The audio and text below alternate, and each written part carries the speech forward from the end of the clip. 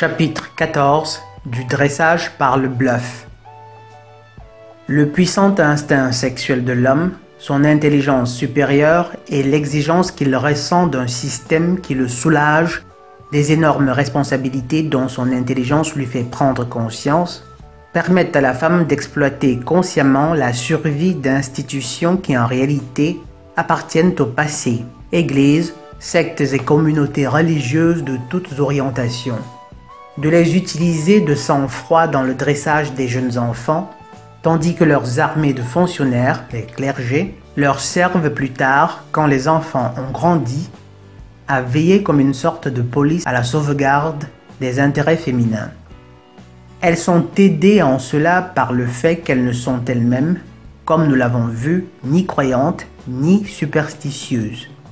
Certes, arrivées à l'âge adulte, les hommes ne croient plus aux enseignements de leur Église, à moins que le dressage ait particulièrement bien réussi, comme c'est le cas pour un prêtre. Mais quand un enfant est soumis assez tôt à cette discipline, on peut cultiver en lui certains archétypes, ceux du bien et du mal par exemple, qui s'enracinent non pas dans sa raison, mais dans son inconscient et qu'il ne pourra jamais plus oublier. Or, ces étalons de valeur sont, de par leur essence même, ceux de la femme. Tout système de croyance repose sur un dressage qui se compose d'un certain nombre de règles ou commandements et d'un catalogue de châtiments qui s'appliquent à leur transgression, c'est-à-dire au péché. Naturellement, ces châtiments ne se réalisent jamais. Croire à une conscience supérieure ne s'appuie sur rien de réel et par conséquent, personne n'est en mesure de connaître ou de punir un péché secret. Pour certains, les malheurs qui de toute façon se produisent, tremblements de terre ou perte d'un ami, lorsque les sciences de la nature étaient peu développées, on citait même les épidémies, les mauvaises moissons et les chutes de foudre, sont autant de châtiments pour nos péchés, et il serait possible d'éviter ces catastrophes en observant inconditionnellement ces règles ou en allant à confesse, une sorte de lavage du cerveau. Naturellement, au fur et à mesure que son intelligence se développe, l'être humain discerne la vérité de la fiction et constate que ces châtiments n'en sont pas, mais la peur qu'ils ont inspirée, le sentiment du péché, subsiste, profondément enraciné lors du dressage des toutes premières années, jusqu'à empêcher l'homme de commettre certains actes qu'il a considérés comme mauvais dans son enfance. S'il passe outre, il a mauvaise conscience. L'un des péchés qui figure dans presque tous ces catalogues est le plaisir que procurent les rapports sexuels qui n'ont pas pour but la procréation. Et comme les hommes, provoqués par les femmes, ont envie de satisfaire leurs désirs aussi fréquemment que possible, sans accorder la moindre idée à la procréation dans l'orgasme, l'homme ressent toutes sortes de joies, sauf celle de faire un enfant. À cet instant précis, il est donc encore plus mystifié que d'habitude. Ils enfreignent constamment au moins l'une des règles de leur croyance enfantine et en gardent l'impression d'avoir péché. Les femmes qui, ayant conditionné leur instinct sexuel, ont une raison bien définie en dehors du plaisir pour s'y livrer, gagner leur vie, avoir un enfant, contenter leur partenaire et dans les cas extrêmes lui faire la charité. Les femmes, elles, demeurent exemptes de remords de conscience, même si elles apprécient l'occasion. Si l'homme, à chaque fois, prend de bonnes résolutions qu'il ne tient pratiquement jamais, les femmes, même lorsqu'elles croient le contraire, ne tiennent dans leur système aucun compte culpabilité. Leur tendance à l'autodépréciation, leur instinct sexuel refoulé, émoussé, le naturel aussi avec lequel elles vivent parfaitement sans aucun travail lucratif, en laissant d'autres peiner pour elles, tout cela les rend semblables aux figures historiques telles que Jésus, Gandhi, qu'elles proposent comme modèles aux hommes. Naturellement, ces modèles sont inaccessibles pour l'homme, ce qui le confirme dans sa conviction que, réellement, toutes les qualités dignes d'être admirées sont en fin de compte féminines. De plus, ni les femmes ni leur police ne s'intéressent spécialement à l'instinct sexuel de l'homme. Ce n'est pas le processus sexuel en lui-même qu'elles visent. Si elles l'ont choisi pour tabou, c'est parce qu'il s'agit de la joie la plus grande et la plus pure, de la seule joie peut-être qu'est l'homme. Si fumer ou manger une côte de porc lui procurait une jouissance égale ou encore plus forte, elle ferait porter sur la cigarette ou le morceau de viande l'interdit qui produit chez l'homme le sentiment du péché. Ce qui importe à la femme, c'est que l'homme vive dans le tourment, dans l'angoisse, pour qu'elle puisse le manipuler d'autant plus facilement. Ce qui importe à la femme, c'est que l'homme vive dans le tourment, dans l'angoisse, pour qu'elle puisse le manipuler d'autant plus facilement. Aussi, le catalogue du péché varie-t-il selon l'âge. Pour le petit homme, c'est le mensonge, le désir de la propriété d'autrui, le manque de respect pour papa et maman.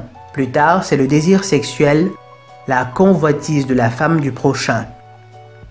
Comment les hommes arrivent-ils à admettre ces péchés puisqu'ils en ignorent les règles et le système au nom duquel ces règles ont été édictées?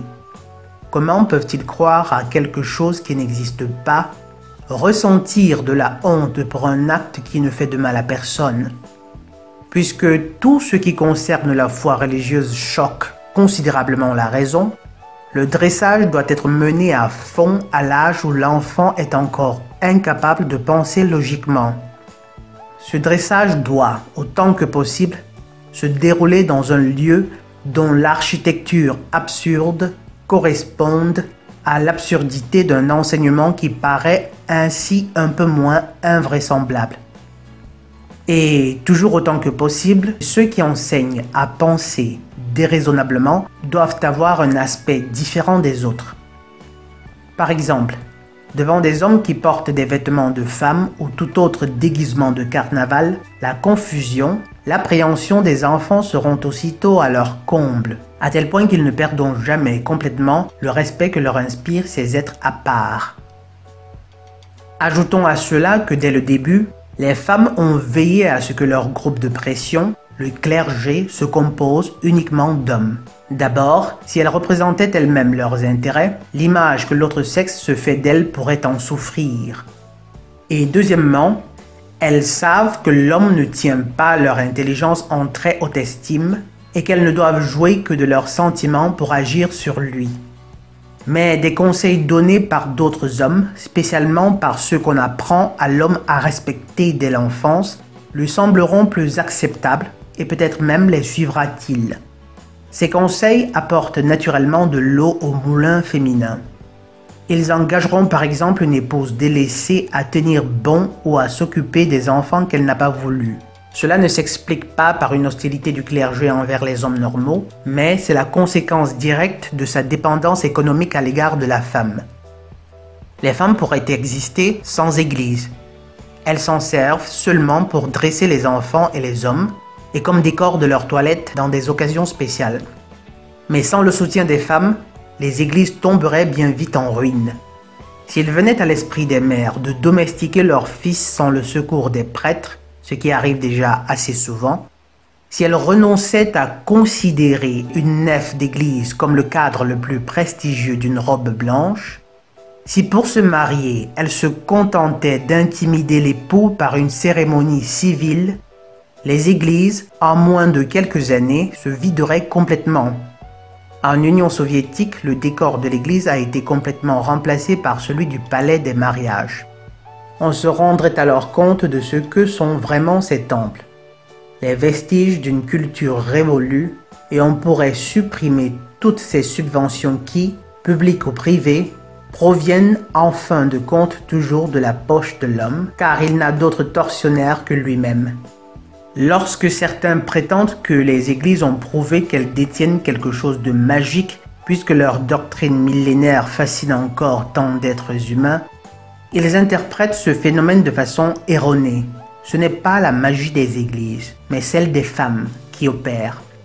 Depuis longtemps, toutes les communautés religieuses ont été monnayées et transformées en instruments purement féminins, et c'est la femme qui décide de ce qu'elles font ou ne font pas.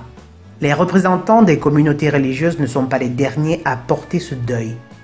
Ils ne souhaitent rien d'autre que de mener une vie paisible, à l'abri des luttes, évidemment aux frais des hommes qui travaillent, mais les femmes ne font pas autre chose. Aujourd'hui, les femmes les utilisent comme une sorte de mafia pour effrayer les enfants, subjuguer leurs partenaires et freiner le progrès.